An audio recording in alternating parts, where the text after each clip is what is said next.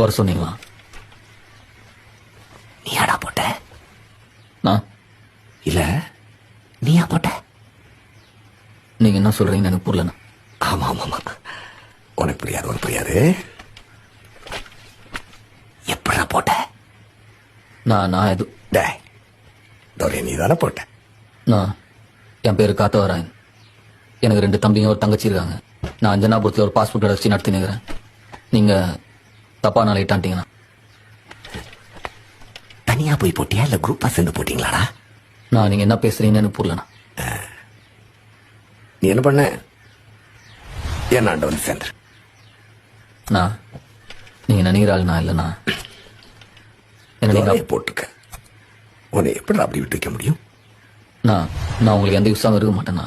வாண்ணா. நான் உன்னை கூப்பிட்டுருக்கேன், என் முன்னாடி உட்கார வச்சிருக்கேன், என்கிட்ட வேலை செய்யணும் கேட்கிறேன்றதுனால நான் உன்னை கெஞ்சினேன்னு அர்த்தம் கிடையாது.